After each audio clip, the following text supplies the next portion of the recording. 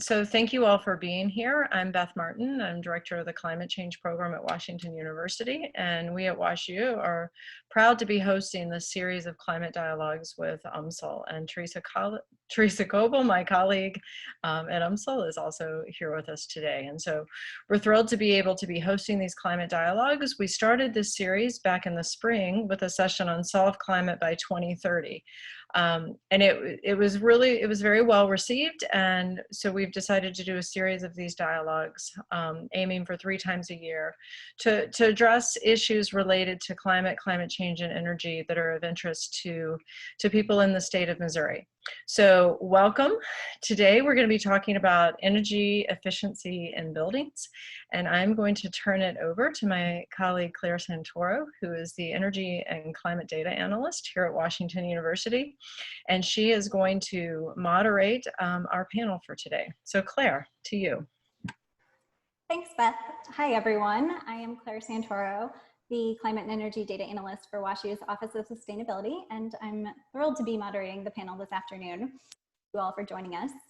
So today we're going to be hearing perspectives on energy efficiency from a fantastic panel of speakers.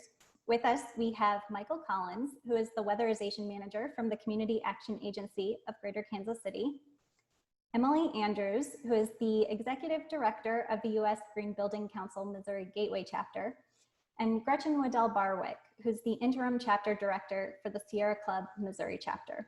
A really great lineup for today, I'm excited. Before we begin, I just want to run through a quick explanation of how the webinar will work. So you have all been muted, but we still want to hear from you. So you can pose questions for the panelists using Zoom's Q&A feature. We will be following the Q&A and compiling questions to share with the panelists during the discussion portion. Okay, I think that does it. Let's dive in. So today we're going to talk about energy efficiency in both residential and commercial buildings, as well as some policy solutions that can be enacted across the state. So let's start with Michael, who will start us off by talking about energy efficiency in the residential sector. Michael, could you please introduce yourself and your work? Yes. Good afternoon, everyone. My name is Michael Collins, and I'm the Weatherization Manager for Community Action Agency of Greater Kansas City. And we service all of our clients that are in the Clay, Platte, and Jackson County area. And I'm going to talk about residential weatherization. And so as a whole, and as well as in the state, we like to weatherize homes. That's what we do. For our clients, we like to make them more comfortable in the summer and winter all throughout the season. So that way they're cooler in the summer, warmer in the winter. And so some of the things that we do is we like to address a lot of air leakages that are occurring in people's homes, heating systems as a whole, health and safety areas. You can take a look at CO2 buildup in the home as well. And so what we do is we address air leakages, insulation, HVAC systems as a whole. And we also take a look at lighting as well. And so what our energy auditors do, we like to look at the home in a holistic approach, because each home is different, just like you and me. So you can have a whole neighborhood that could be built the same, designed the same, but the moment you move a family into that home, the home becomes different. So each home is different, just like you and me. So when our energy auditor goes into the home, they take a look at the attic, the basement, crawl spaces, each individual rooms, and they're looking for different ways to make their home more energy efficient. Meaning, like I said, addressing all air leakages, addressing the insulation, addressing the crawl space, addressing the heating and cooling system. And also take a look at if you have a gas stove as well, to make sure you're staying safe in your home. And so some of the things that we also do is when we look at your HVAC system, for example, we'll take a look at your duct work as well to kind of address if they're one, is it hooked up properly? And two, are there any opportunities we can make that better? And then also as well, we'll take a look at your windows and see any other opportunities that we can do in that area, particular area. Maybe just a simple caulk maybe a little minor repair that would need to be done to your window. And for the same way with your doors, take a look at your doors and address situations. It can be just simple as a weather strip. It may be a possible door replacement that will may be needed. And so when we service our clients, we service our clients of low-income families at 200% of the federal poverty guideline. And so basically, so if you have a typical family of four, you can make up to about $50,000 to qualify for our program. And so a lot of our clients, they experience a savings of roughly to $200 to $400 a year in their home. And so we like to make your home more energy efficient so that way your home runs better for you and also reduces the energy burden that occurs. And so that's just a little bit about what we do. I look forward to a further discussion with you guys. If you can go to the next slide, that'd be great. So here's just a quick flyer that you see. Have you been robbed? Is your heating system robbing you of any opportunities in your home? And so I'm pretty sure you would like to keep your home cool in the summer without having to run the AC 24/7, and also the same with your heating system. But yeah, I look forward to a discussion with you guys, and that's just a little bit about what we do in the state of Missouri for weatherization. Thank you. Michael, just a quick follow-up question. From your experience, what are some of the most common weatherization fixes that you do in your program? So the most common fixes are insulation. We blow a lot of insulation, especially in the attic and crawl spaces, because that's where a lot of your heat rises. That's where a lot of your heat goes out and escapes, especially in the wintertime, and also in a crawl space where you have a lot of air seeping out throughout as well. And also we take a look at windows. We do a lot of air sealing around windows because not all windows need to be replaced. Maybe it's just a simple little hole in the area that needs to be addressed. But yeah, insulation is the #1 thing that we address in the walls as well. Just trying to keep that thermal barrier intact so that way it's a good separation between you and the outside. Thanks, that was really helpful. Okay, let's now turn it over to Emily, who will talk to us a little bit more about commercial buildings. Emily, can you please introduce yourself and your work? Great. Well, thanks so much, Claire. Thanks for having me. Happy to be here. I'm with the U.S. Green Building Council, Missouri Gateway Chapter. We're based in St. Louis, but our service area actually covers central and southwestern Missouri. And we promote green building practices and principles through education and outreach and advocacy. And in the last few years, we've been working closely with the city of St. Louis on their energy efficiency efforts. So that's part of the reason that I'm here today. We learned from Michael about how our homes use energy and how they often waste a lot of energy through inefficiency. But why is it so important to address building use or building energy use in the first place? Well, it's because buildings use a lot of energy. Residential and commercial buildings in the US are responsible for about 40% of our greenhouse gas emissions. And this includes the construction process, the kind of one-time construction process, but also the ongoing day-to-day operations of our buildings and the energy that they're using every single day. Next slide. A lot of people might get overwhelmed by those numbers or feel defeated because they're big numbers. But if buildings use a lot of energy, it also means there's a lot of opportunity for improvement, right? So according to the U.S. Environmental Protection Agency, 30% of energy used in our buildings is wasted through inefficiency. And half of all energy savings are possible through low and no cost operational improvements, which to me says that we can really turn our buildings into climate heroes. And one of the cool tools that's out there, I just want to highlight, I sat in on a webinar a few months ago about this treasure hunt tool that EPA has developed. And several different owners use the tool to address really practical and quick ways to save energy, mostly related to day-to-day operations. And in one of the examples shared, they did treasure hunts in 8 different buildings. It was a portfolio of 8 different commercial office buildings, if I'm remembering right, and found in those kind of walkthrough and treasure hunt experiences, they found 52 unique opportunities with energy savings potential. So that just shows you how much opportunity there is in just 8 buildings. Think about if we did that for every commercial office building in the United States. Next slide. And that is why energy efficiency is affordable compared to a lot of other methods of reducing greenhouse gas emissions.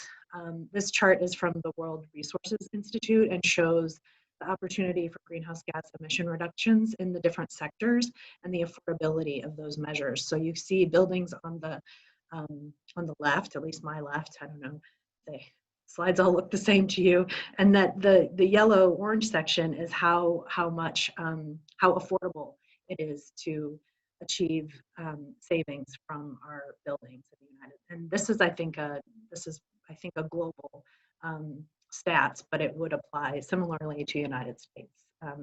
So next slide. Because of the affordability of energy efficiency, there are cities all over the country that are acting by passing policies to address energy use in our existing buildings. Most of the time, they're addressing large buildings. You'll see Kansas City and St. Louis on this map, and they both have policies requiring buildings to track and report energy use annually to the city for buildings that are 50,000 square feet and greater. Kansas City passed their legislation, which is called the Energy Empowerment Ordinance in 2015, and St. Louis passed a similar ordinance, the Building Energy Awareness Ordinance, in 2017. Just this past May, St. Louis also took the next step and passed a building energy performance standard that requires those buildings to meet an energy performance target by 2025. And so we're working on that right now. Next slide. Beyond benchmarking and building performance, there are other opportunities to advance energy efficiency in buildings. And we've collected some of those examples of policies. Actually, you can go to the slide with the toolkit. Yeah, sorry. So we've collected some of these different examples of policies in a toolkit called Advancing Energy Efficiency, Renewable Energy, and Electric Vehicle Policy in the St. Louis area. I think though that it does apply to cities across Missouri. It includes a discussion of benchmarking, performance standards, and a whole lot more, like building code, which I think we'll hear more about from our next speaker. So that's what I have to talk about today. Thanks, Emily. And just one quick clarification on the benchmarking. Why is benchmarking so important for energy efficiency and reducing energy consumption? What kind of savings can building owners expect from benchmarking? Right, so the act of benchmarking, just as a quick definition, is basically just tracking your energy use and comparing it to your own past performance or the performance of similar buildings. And I know there are a lot of people on this webinar that have heard me talk before. I'm like a broken record, but you can't manage what you don't measure.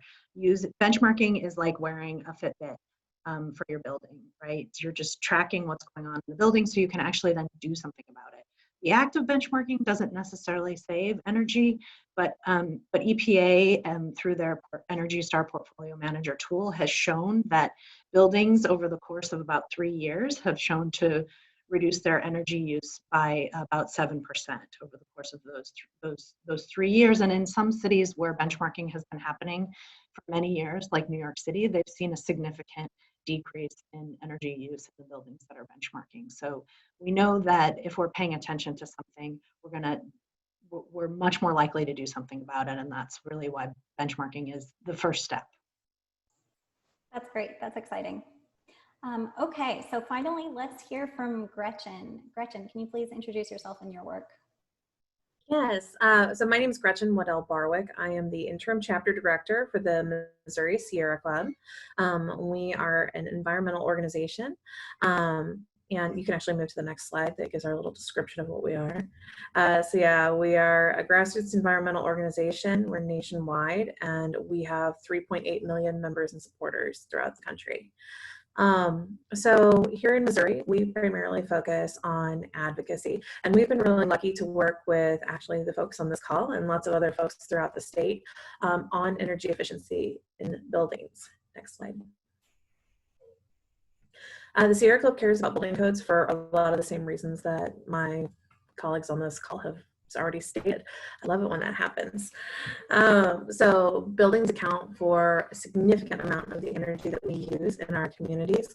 And we have focused a lot on building codes in the last several years because building energy codes are the most cost-effective way to reduce the amount of fossil fuels that we use through our buildings. Michael and Emily were talking about existing buildings. When we talk about building codes, we're talking about new buildings primarily, although they do apply to some existing buildings. The Sierra Club wants to reduce the amount of fossil fuels that we use nationwide, and we want to switch to renewable energy. We know that that starts with energy efficiency because you cannot have renewable energy without energy efficiency first. We also want to think about what's going on in our communities and how they're impacted. We know at the Sierra Club that those that are hit first and worst by climate change are low-income communities and communities of color. And we know that those are the same communities that have here in Missouri disproportionate health impacts from fossil fuels, but also are far more likely to have a high energy burden. ACEEE found that in Missouri, in Kansas City and St. Louis in particular, low-income families have a very high energy burden. More than 15% of their total income goes towards paying electricity bills sometimes.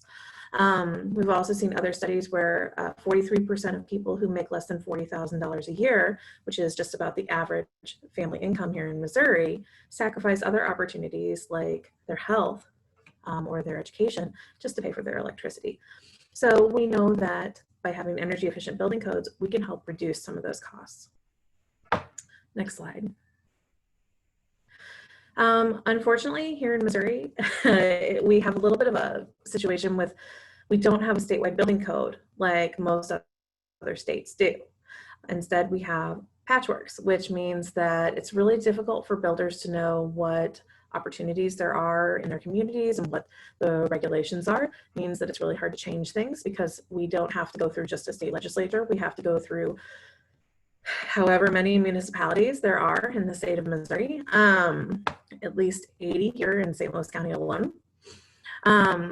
As my colleagues have also said, there's a lot of misinformation, like it's too expensive.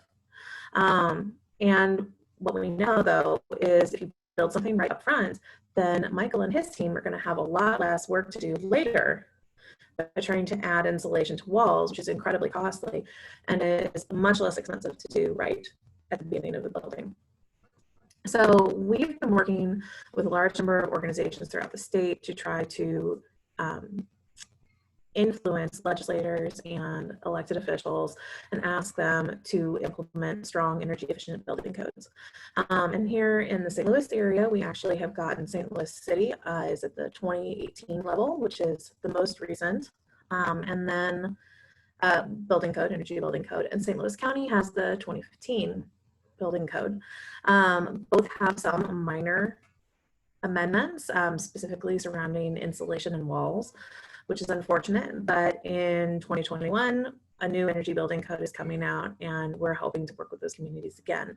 We also know that Kansas City is in the process of updating their building code and they have already stated that they are looking at the 2021 energy code, which would be 10% more energy efficient than even what the baseline is right now.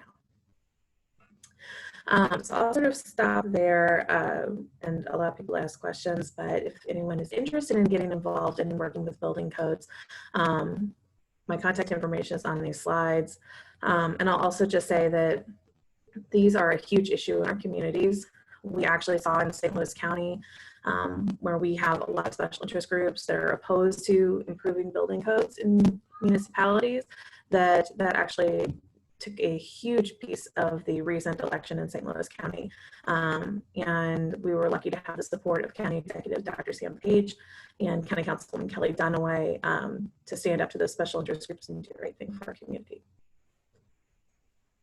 Thanks, Gretchen. Just a quick question about this patchwork of policies. Can you give us an example of how policies, building codes across the state in terms of what's required and the impact that has on energy efficiency? Yeah, so this map is actually really small, sorry, but and it's slightly outdated because things change all the time. But in some municipalities, the energy portion of the building code is just deleted. They don't include it at all. And that refers to some of the myths that folks were talking about before, that they think that that building codes are just about health and safety. And they don't believe that energy efficiency has anything to do with health and safety. But as Michael was talking about, they absolutely do. They impact our indoor air quality. So a lot of municipalities will just delete the energy portion, or what they will do, which is more common, is they will amend it to a much weaker version. We have seen attempts in St. Louis County and successful attempts throughout the state to actually take energy efficiency backwards in the building code. Things like reducing the amount of insulation needed in attics and walls, things like not wanting to insist that builders put in energy efficient lights, things like not making sure that builders are ensuring that your air conditioning unit is the right size for your house. All those things, like Michael was saying, your house works as a system and they all work together. And so if you start playing with them, then your house is going to perform worse and you are at risk for things like indoor air quality issues from dust, dander, mold, mildew, and anything else that might come across. Great, thanks. Okay, so let's transition into the discussion portion now, where we'll hear from all of our panelists. So as a reminder to our audience, you can submit questions. We encourage you to submit questions using Zoom's Q&A feature. We will be compiling those. So I'm going to start with a couple of questions of mine to give you a chance to enter your own, but then I'll move into sharing your questions with the panelists as well. Okay, so to our panel, let's start with a big picture question. So we are right now at an unprecedented turning point with COVID-19, with climate change, with the movement for racial equity. So how does energy efficiency fit into this particular moment in time? I'll open it up to anyone who wants to take that. It's a good question. With the ability to have more homes that are energy efficient and people more comfortable in their homes, just take, for example, children, students. If children are more comfortable in their homes, it opens up the opportunity for not only a safe place, but they feel more secure. And let's talk about with learning and education with it. They're not focused on, I need to stay warm or I need to stay cool. They have an opportunity to focus on more school as well. And not just that, but it kind of evens the playing field, with, I'm originally from Detroit, Michigan, and some of the buildings can get really cold or hot. You go from one extreme temperature to now you got to go home to an extreme temperature. You can't focus. But yeah, I mean, that's a very good question, to kind of start things off. And I'll just also mention that as we are looking at the current crisis that our nation is facing, we're seeing people, unfortunately, losing jobs, people concerned about their futures. We're seeing people being evicted because they can't afford their rent. If we invest in energy efficiency, then people will have more money to save for if there are crises like this in the future. And I remember a conversation that I had with someone once who worked in low-income housing, and here in St. Louis, Habitat for Humanity tries to build all of their homes as close to LEED standard as possible, which is a very energy efficient standard. And they said to me, when you show someone who has lived in poor housing their entire life their new utility bill, it's like they're getting a second paycheck. There's so many more options available to them. And I think that, I don't know if y'all can hear the feral toddler in my background right now, but I think we're all facing some choices that we didn't know that we were going to have before. And I think energy efficiency offers new opportunities for people.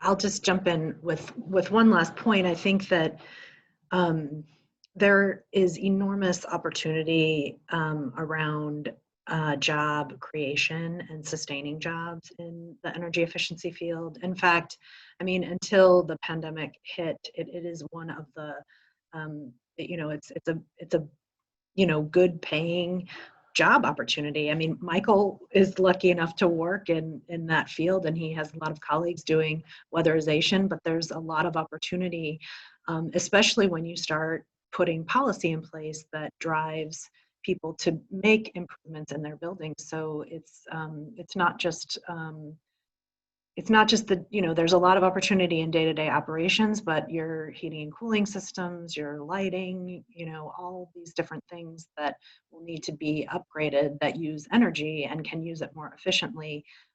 There are many jobs related to that, which I think addresses some of the equity issues that we want to be addressing, is trying to create more good paying jobs for people. And so that's one reason that, that's a big reason why a lot of people pursue these sorts of things as well. Those are great points. Thank you all.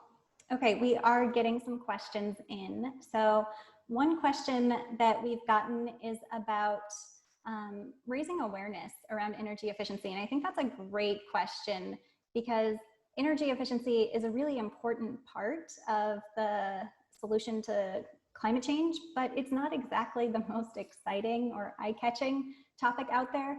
So what's a message that you have found to work for encouraging people to engage with energy efficiency?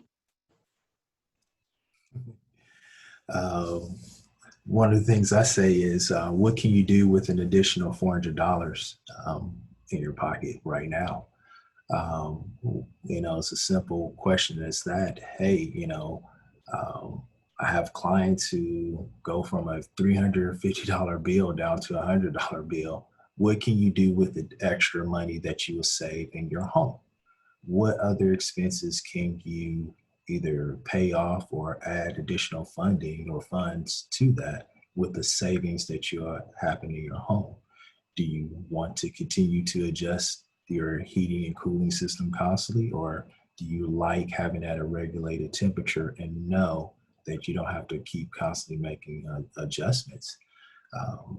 Something simple as that.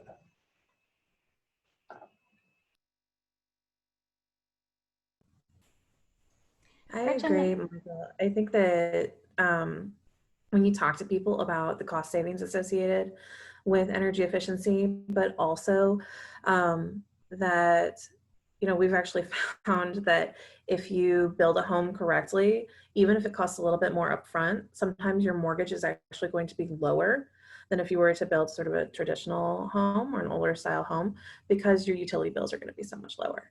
And because there's been proof that if you have an Energy Star rated home or a more energy efficient home, it's actually more stable against natural disasters. Like they found in, I believe it was Florida, that homes that withstood hurricanes were actually Energy Star rated, and homes that were built in older styles were more likely to be demolished and destroyed.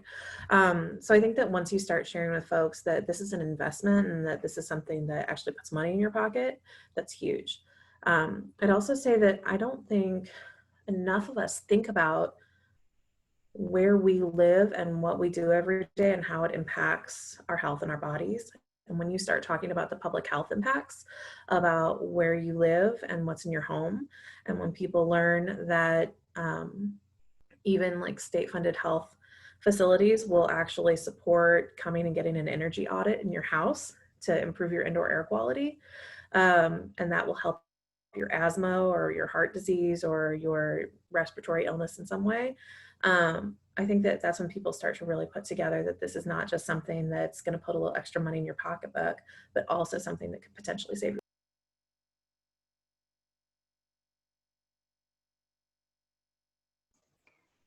That's great, thanks. Okay, we have another couple questions. I'm gonna combine two here about how people can get involved with energy efficiency. So Michael, there's one specific question for you about renters and what renters can do around weatherization, whether your program is available for renters. And then there's another question about where to find information on building code improvements that are in the works. How can people advocate for change in their communities? So I think both of these are getting at the question of what can individuals do in their homes, in their lives, in their communities to advance energy efficiency. Okay. I'll start off. So one, yes, our services are also for renters as well, not just for homeowners. And one of the beautiful things that I love about this program, we can treat renters just like homeowners. With our program, landlords don't have to foot a dime. They just have to agree to the services. They just have to simply say yes to provide, for us to provide weatherization services to their home. We get a lot of renters that apply. We educate them, let them know, hey, yes, of course, once you get past the eligibility process, you're eligible. We're going to weatherize your home just as if you're a homeowner themselves. And also, what individuals can do themselves is take a look at, like for example, windows and doors. If you see light coming in, that's air coming in there. And so you can actually take precautions yourself. You can air seal, get some silicone caulk. Insulation. I get asked this question all the time from friends, family. They say, hey, what can I do myself? Insulation. Insulate your attic. Insulate your crawl space. That'll be one of your most cost savings measures that you can do in your home. Take a look at your heating system. When was the last time you changed your furnace filter? I get that often as well. I like to have my guys show people, look, this is what you're breathing in your home, and you got to replace it. Imagine, we wear a mask every day in public. Imagine if you add 2 or 3 to them to your face, how well you're going to breathe. It's not going to be good. Those are just some of the things. Yeah. Insulation. Take a look. Get in your attic. You need to if you're physically able to get in your attic, you need to see what's up there. It's not just for storage. But yeah, that's just some of the things you can do. And yes, we welcome renters all the time. I would also just add to what Michael's saying is that he's based in Kansas City, but there are community action agencies like his all across the state that provide these same services. So make sure that if you are eligible for these programs, that you can, or you want to advocate for them, to find the community action agency in your part of the state. I think you can probably Google low income weatherization and find what you need, because there's a lot of opportunity there. But connected to that, we also have utilities in Missouri that provide energy efficiency incentives and rebates to their customers. It's something that we already pay for on our bills, both at the residential and commercial level. So if you are planning any updates to your home, if you need a new HVAC system, if you know it's old, and you want to get ahead of the curve so it doesn't break on the hottest day of the year or the coldest day of the year, which happened to me once, you can, start looking into the options and, getting bids from local companies and then pairing those with the utility incentives so you can make the systems a little more affordable as you go forward. So I definitely encourage people to look at those opportunities. Yeah, and I'll throw one more thing out. For weatherization, it's a federal program that's in all U.S. states and territories, Puerto Rico, Guam, America Samoa. It's there, it's everywhere. It needs more awareness. But yeah, definitely. We're a bunch, and this is what we love to do for all our clients. It's been in existence for 40 years, started by President Jimmy Carter. So this is a beautiful program, and we love helping families. I would just add to what Emily and Michael were saying. I want to lift up what they said because they're absolutely right. If you're not eligible for a community action agency or for the weatherization services, you can always contact energy auditors in your area to see if they've got coupons or deals. I know I personally got my home through an energy audit they were doing a neighborhood deal. We worked something out with them where everybody in our neighborhood was able to get an energy audit if they want it for $50. And so I got an energy audit on my home for $50, which is cheap. And they walked through my house with me, and they basically said, like, your windows look good, but you need to do something about your chimney, and you need to change your air filter, which I try to set in a reminder, and I never remember, Michael, but I'm always horrified. And you can actually pay a little extra sometimes. It depends on your heater, but you can get one that you can just rinse off and reuse. But I would also say, one thing that Emily and I both talked about in our presentations was the fact that a lot of this is driven by what's going on in your community. So one of the best ways that you can actually make a difference, not just for yourself and in your home, but for your entire community, is to get involved. Know who represents you at a local level. Contact them, share your stories. If you're renting an apartment, I'll never forget the look on an alderman's face when one of my interns said, I live in a 1-bedroom apartment and my heat bill this month was $400. I don't know how I'm going to pay that. And it's like people forget what college was like, right? They forget what it's like to live in an apartment where you have to have a towel by the door so that the cold doesn't come in the winter, and you have to keep everything closed in the summer so that you don't, swelter. They forget what it's like to live in those places, or they're privileged enough to have never lived in one. So sharing your story of what that's like. You do not have to be an expert in weatherization. You don't have to have a background in environmental science. I certainly don't. I am not an expert in any of this stuff, but you can share your story about why this is important to you. And you can explain to your elected officials why they should care about this. And then vote for people that care about this. And Sierra Club can help you find those folks if you are curious.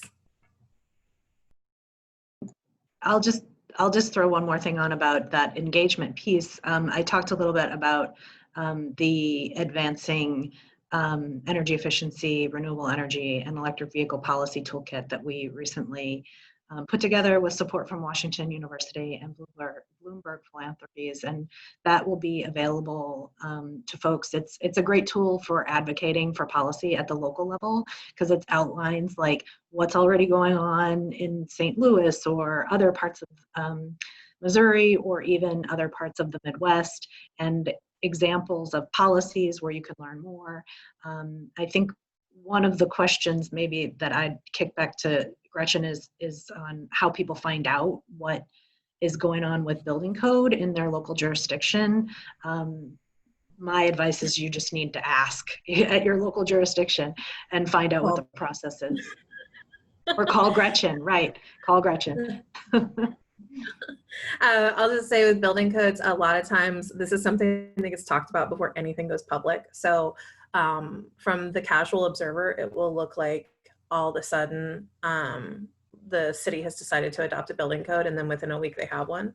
And that's not the reality. It's actually something that's been in process for, in St. Louis County, 5 years. But usually not that long. So yeah, definitely feel free to reach out to me if you're interested in learning more about what your community is doing. You can also just call like your city clerk or your representative in your community and just find out what they do about building codes. Some adopt every 3 years, some adopt every 6 years. There's a new code cycle every 3 years for clarity on that. Some adopt whenever it occurs to somebody that maybe they should, or their insurance rating is about to go down, and it becomes a health and safety issue. But in some jurisdictions, they're not even required to have a building code. We have just basically a minimum here in Missouri of what has to happen, which is basically have walls and a roof. But yeah, if you want to get engaged, I will also say the Sierra Club is working on getting commitments to move Missouri to 100% clean and renewable energy. And we are putting together a similar toolkit that talks about things that municipalities can do to move towards that direction. And so that's something that we're coming out with by the end of the year as well. So we'll be able to share that with elected officials. So if folks want to watch that, feel free to contact me and I'll make sure you get it when we're done with it. Great, thank you all. Okay, we have a number of clarification questions, so I'm going to run through a few of those. The first, we've been talking a lot about home energy audits. Can someone explain what happens during a home energy audit? What can you expect from the process? Yeah, what you can expect from the process is, one, grow very comfortable with us because we're going to be in your home for at least up to 2 to 4 hours. And the process is our energy auditor will go with you throughout your home, room to room, floor by floor, and assess each wall of your home, starting, living room, front room area, dining room, your basement, your bedrooms, and like I said, your attic and crawl spaces. And we take down notes. We look around your windows. We look at doors. We even, see what type of door you have as well, and the type of windows you have. We take a look at your HVAC system as a whole. We wanted to see the age of your furnace and also your air conditioning unit as well. We take a look at your ductworks to see if they're, one, are they properly sealed? Two, are there any other opportunities? And also kind of test the pressure of that venting system, by, using some of our equipment to kind of test the air pressure that comes from them as well. We'll take a look, if you have a gas stove, we take a look at it to kind of see if it's a lot of CO2 being emitted from it, which can pose a major health and safety issue. And we also address or take a look at ventilation as a whole. Are you getting proper airflow throughout your home as well? And if not, that's something we address by putting what's called an ASHRAE fan in your home. Bathrooms where it could produce a lot of moisture. Typically, a quick fix for that steam, because, steam, water, moisture equals what? Mold.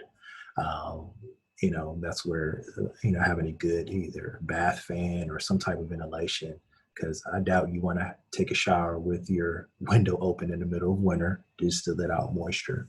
So some of those things, but yeah, we're typically in our clients' homes from 2 to 4 hours. And is this still going on during COVID? Are there special precautions being taken now so that people can still get home energy audits? Yes, the difference is what we're doing pre-COVID to now is one of the fun things that we like to show people is blower door tests. And so what the blower door test is where, we hook up a giant fan to your door and we essentially push out a lot of air out of your home. And basically from that test, it shows typically the size of the hole in your home. So it pulls all the air throughout your home and give us a number. The larger the number, the larger the size of hole in your home. And our goal is to reduce that size. So that's one of the differences that we can't do the blower door test because it stirs up a lot of air. The other thing as well is we're using PPE when we conduct our audits along with our contractors as well. If clients are more comfortable with, just social distancing in space, or if they will feel more comfortable with just going to another part of their home as well. So yeah, it's a different time, versus before where it's more personable. You have that connection with, each client because, we're coming into their space, their home. That's, it's part of their identity as well. And so now we're coming in, look like a scene from ET, with hazmat, almost like hazmat suits coming in to do an audit. And, it's that separation. It's a different time, but we're making it work and staying safe. That's great to hear. Okay, one other clarification question. Someone is wondering about the LEED certification process and how that relates to energy efficiency. I was just answering that question in the chat, but but LEED is a green building rating system that was developed by the U.S. Green Building Council. It's been around for quite a while now. It's probably the best known green building rating system that, and has been used the most, at least in the United States. It stands for Leadership in Energy and Environmental Design, and it addresses everything from the design, construction, and operations of buildings. You can use it in a lot of different applications for homes, commercial buildings, schools, operations and maintenance. And there is a third-party provider that does the actual certification called the Green Business Certification, Inc. I think that's the right acronym now. They've changed it at least once, sometimes I lose track. But it provides a lot of best practices and pulls from other standards that exist. So like there's a whole section in LEED on energy and atmosphere, which addresses the energy use in buildings, and it all is based on ASHRAE standards, which is the kind of heating and cooling and ventilation and refrigeration side of how buildings work. So those standards exist separate from LEED, and we just use those as a baseline to measure the performance of the building. We could probably go on for a really long time, but that's the kind of gist of it. And there's tons of information available at usgbc.org where you can learn more. And I'm happy to answer questions offline as well if people want to reach out. Great. As a next question, we've gotten one question about how to make the decision whether a particular building should invest in energy efficiency or renewable energy, for example, rooftop solar, in terms of environmental impact. If you want to maximize environmental impact, where do you start? You start with energy efficiency. Most solar installers will tell you that the first thing that they do is an energy audit of a home, because it's going to be much more costly to install more solar panels to make up that energy if you can just save it elsewhere. So they're going to want you to save as much energy as you can on the front end. And then there's going to be some sort of like cost analysis of, obviously we don't want to tear down your walls and put in more insulation, but we can definitely upgrade our windows for less than it would take to keep these solar panels running for an extended period of time. But Emily and I were not joking when we said this is the most cost-effective way to reduce the amount of energy you use in your home.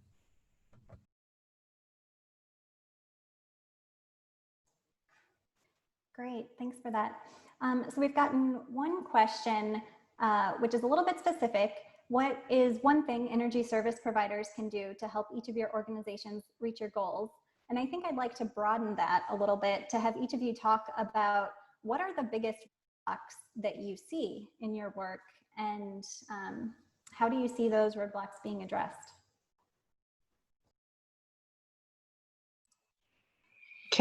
Claire, can you repeat what are the biggest, I missed that word, the biggest blank. Sorry, roadblocks. What are the biggest obstacles or challenges that you see in your work? I'll just say that my biggest roadblock is that this is a really complex issue. And it can be very difficult to talk to people about why they should care about it when there's so many other things in the world that they need to care about. And so I think we all need to do better about realizing that when we flip a switch or plug something in, that it's not magic. It doesn't just come on. There's actually a system in place that helps us get that electricity in our house. And we need to be thinking about what that looks like in our house and how it works as a system and how it impacts us personally.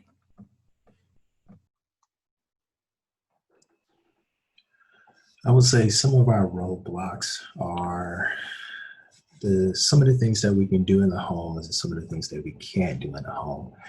For example, for weatherization, if the roof is really bad and needs a replacement, a roadblock is we would have to defer the home. We wouldn't be able to necessarily weatherize that home unless we had additional funding like a minor home repair to address those things.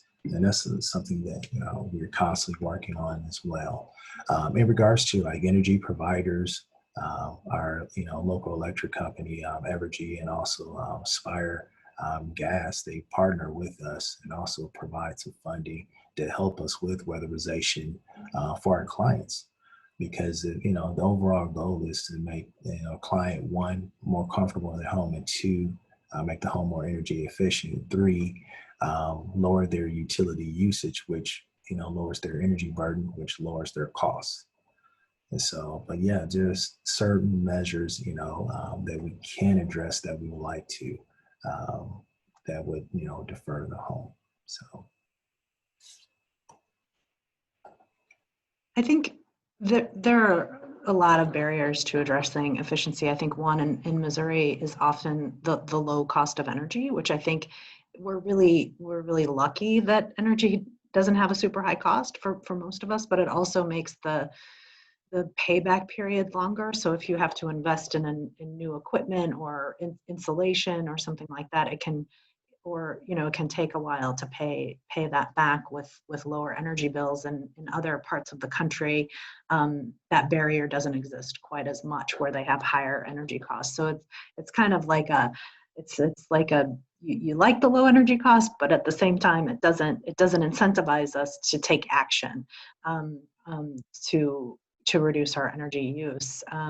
So that's one thing. And I think then, and also related kind of at the commercial level, is access to financing and capital to make those changes. Or, I mean, the money is often there, but it's just like people don't know what the steps are to get to it. And maybe they're uncomfortable taking out a loan, or uncomfortable working with an energy services company, because a lot of energy services companies do offer financing, but people think, well, that's too good to be true. If you're going to pay for all this, how can that work? So there's a lot of like potential, just kind of trust issues that might happen in the marketplace that I think, potentially policy is the lever that helps change that, right? Like if you put a policy in place, then we all need to be working together to kind of collaboratively solve these problems. And I think that's what we're probably going to see in the city of St. Louis with their building energy performance standard.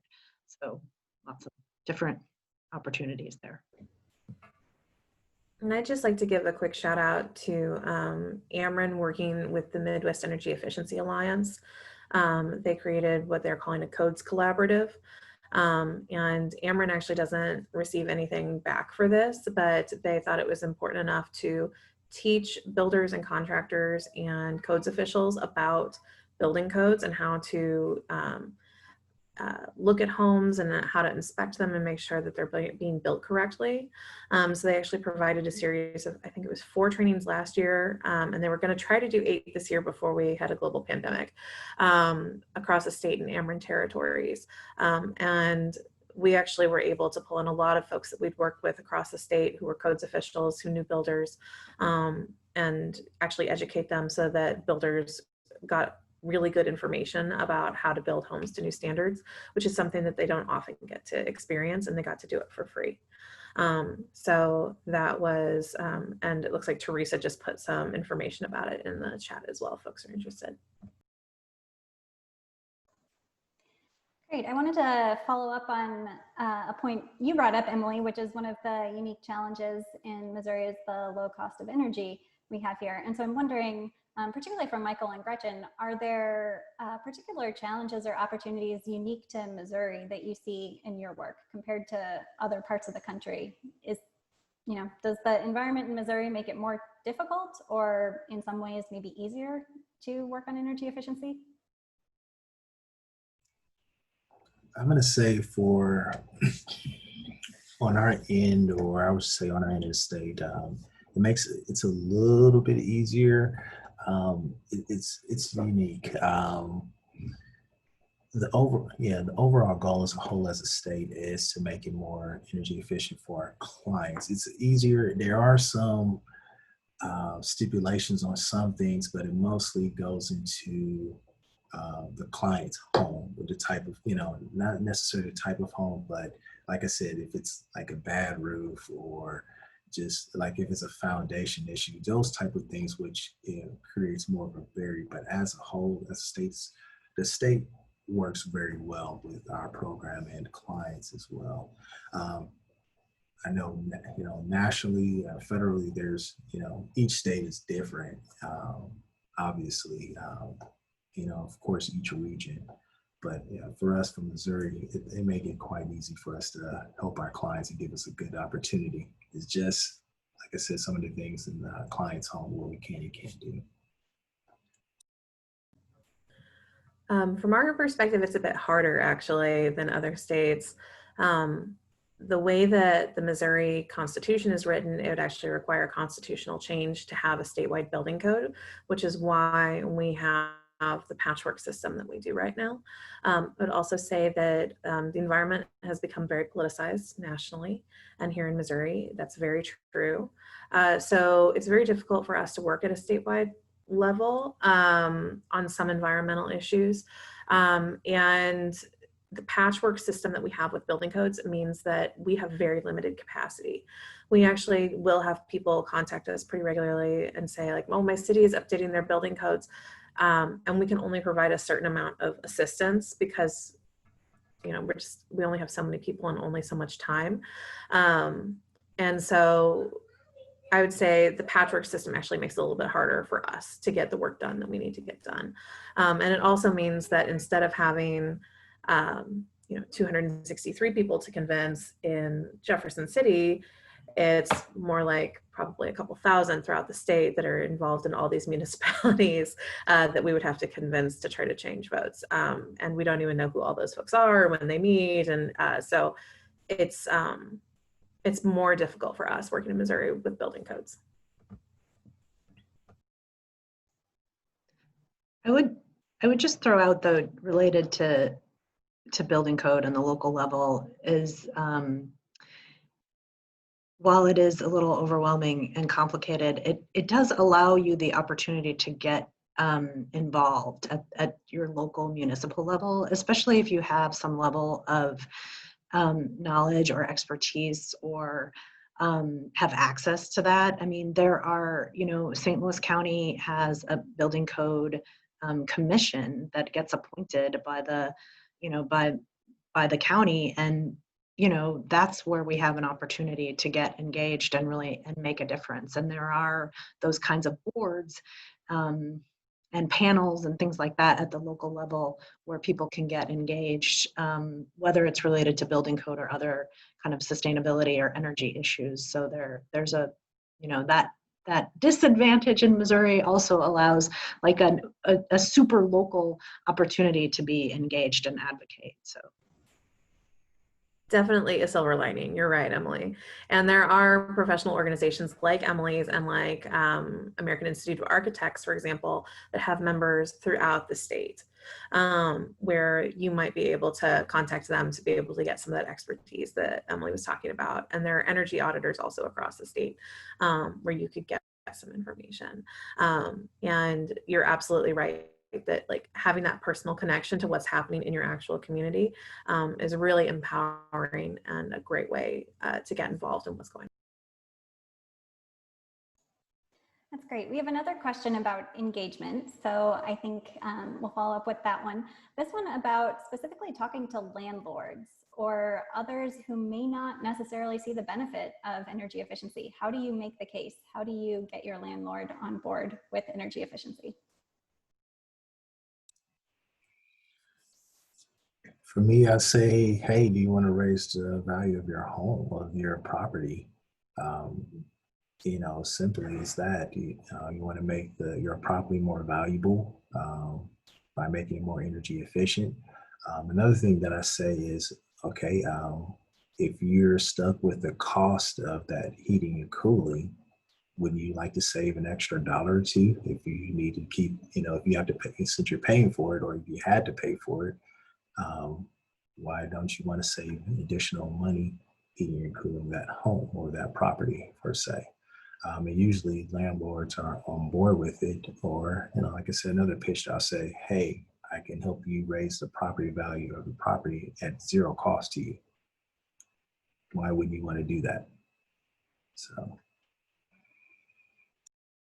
I think another really effective argument for landlords is that it can potentially help you retain your tenant longer.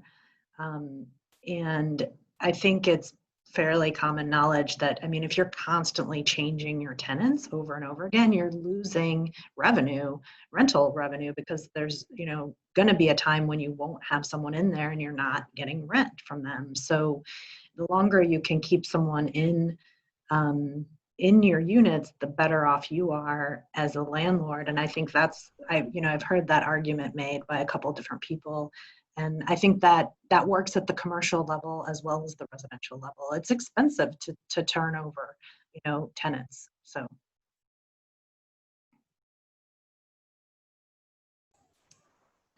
On a slightly different note, I'm curious how you all think about the balance between different types of energy efficiency solutions. So, you know, on the one hand, you've got technical solutions. You can go and you can install specific equipment, energy efficient light bulbs, for example.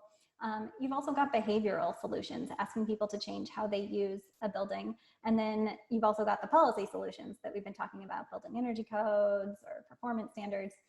So how do you think about the balance between those and how we should prioritize different types of energy efficiency solutions?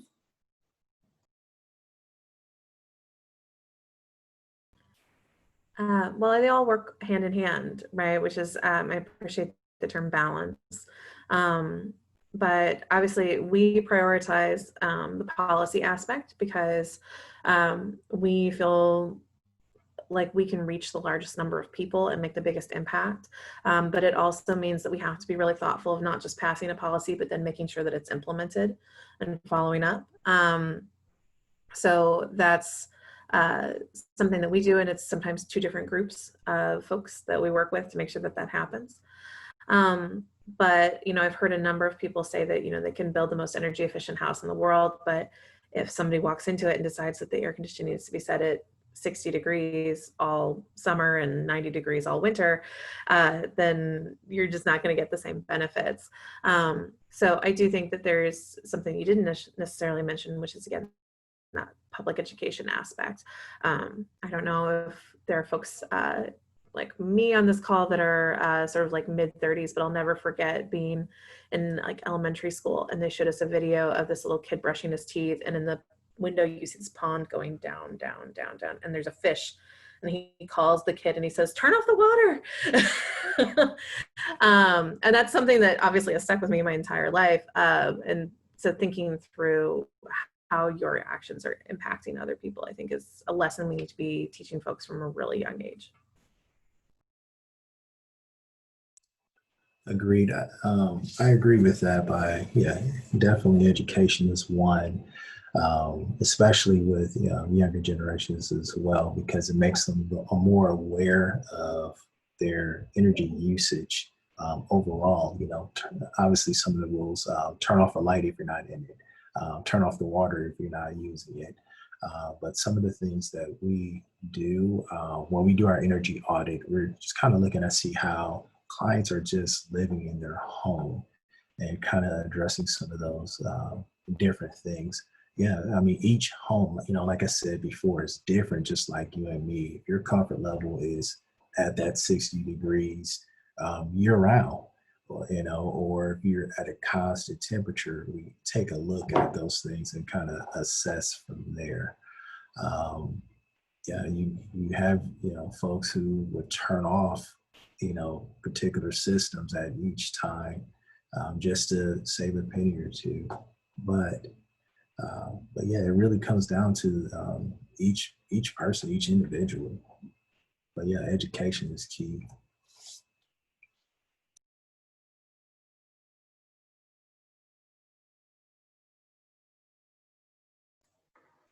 Okay, we've also gotten a couple questions about ground source heat pumps. So I'm wondering whether any of you can talk about that.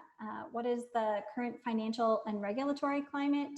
Are they recommended as a more energy efficient solution? Can anyone speak to ground source heat pumps?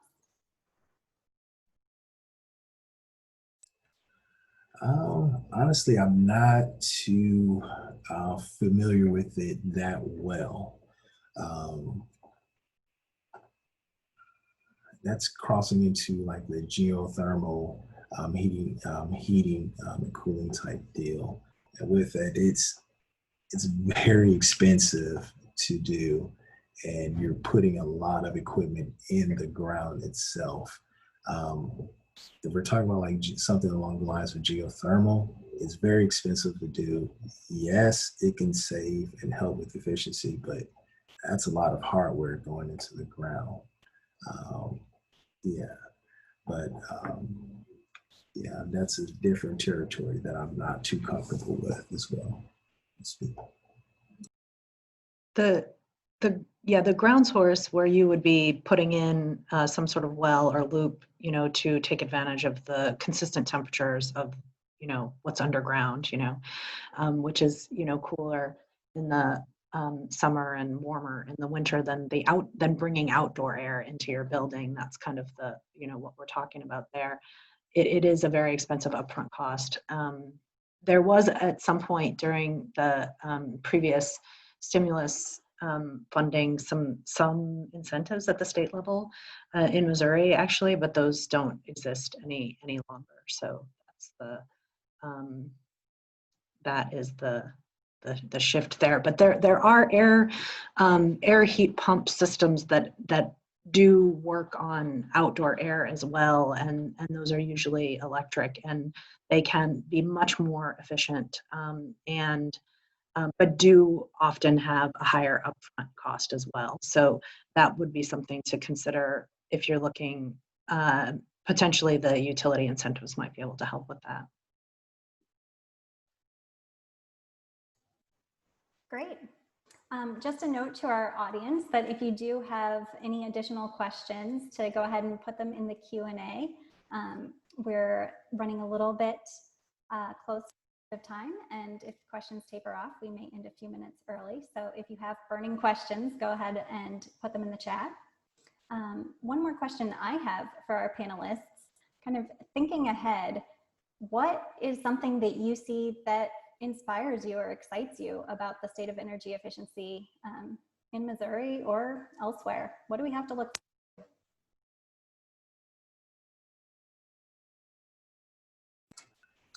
What excites me is knowing that I'm helping people save on their utility bills. That's one of them, and making them more comfortable and safe in their home. Um, that's what really excites me, knowing that, working with low income families, $20 can make a difference, and someone who can save $400 a year. I'm pretty sure there are quite a bit of people who are probably could think of, yeah, I can, what I can do with $400 in additional in a year. Yeah. That's what excites me, and hearing all the time clients that they're more comfortable with their home. They feel honestly safer in their home as well. What keeps me going.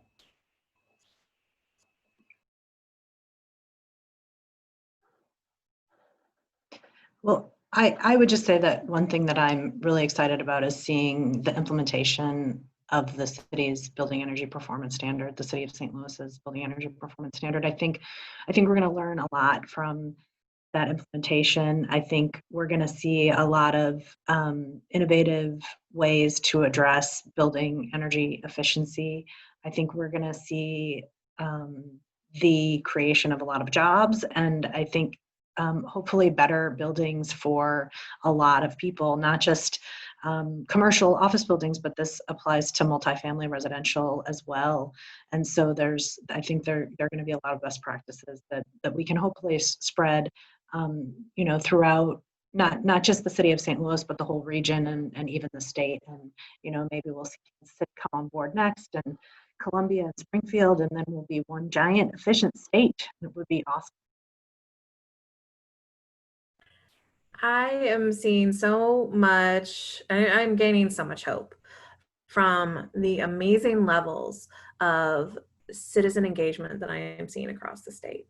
In Kansas City, we recently saw more than 100 people submit comments on energy efficiency building codes. name 100 people that want to talk to you about building codes. We had a Zoom call recently in St. Louis County with County Executive Sam Page and County Councilwoman Kelly Dunaway that got more than 1,000 views. We were able to turn out 60 people to a building commission meeting in St. Louis County a couple of years ago to talk about energy efficiency building codes. And that was like on a Tuesday afternoon. So citizen engagement is way up in recent years. And I know that at a nationwide level, we're seeing more and more traction for a Green New Deal, which would offer all sorts of incentives for work like this and funding, hopefully, for cities and states that wanted to take the plunge. And I'm also seeing a lot more emails in my inbox of people across the country who are really interested in learning more about how they can engage in building codes and learning what we have done here in Missouri, what's been successful and what hasn't. And also, I'm really encouraged by, I know this is more than one, sorry. I'm really encouraged by the really broad level of allies that we have built in the community that really care about this. Everything from tenants' rights organizations to community action agencies like Michael's to